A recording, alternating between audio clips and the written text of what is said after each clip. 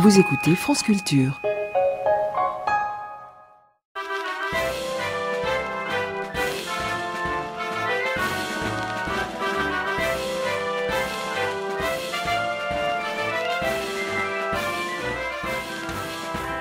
Simone, je sais la souffrance qui est la tienne de m'entendre t'infliger de jour en jour la longue et plaintive litanie des causes que j'ai vainement défendues et des justes combats que j'ai lamentablement perdus.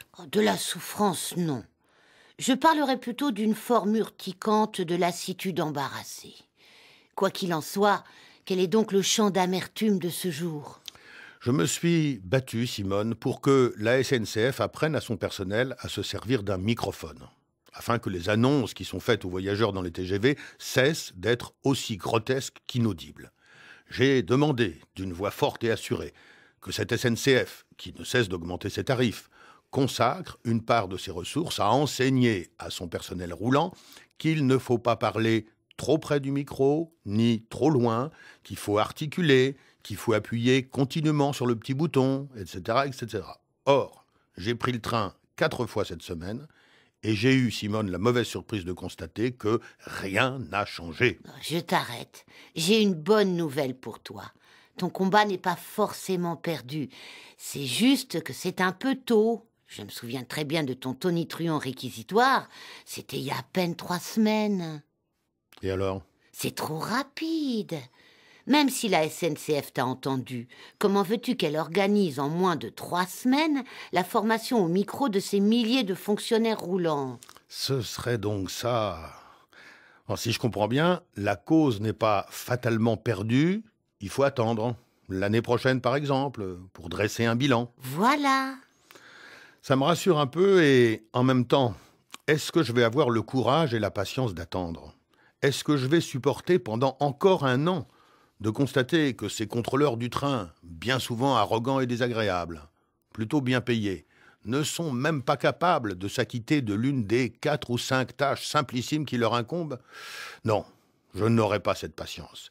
Même si j'apprends par ailleurs que la SNCF a déjà pris la décision de former son personnel et que dans 1 an, par exemple, les annonces du TGV cesseront enfin d'être ridicules et au passage méprisantes.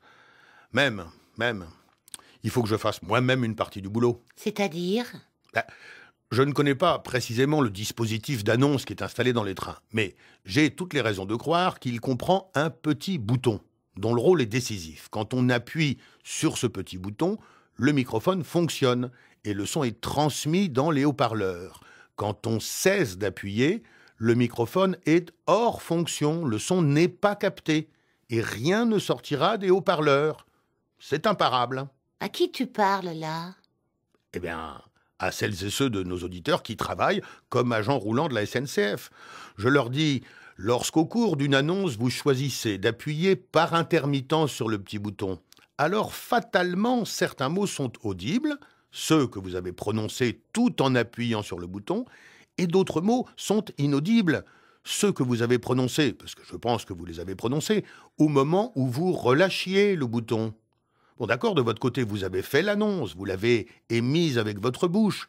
Mais nous les voyageurs payants, nous n'avons reçu que des bribes. Est-ce que c'est bien clair ? Et maintenant ?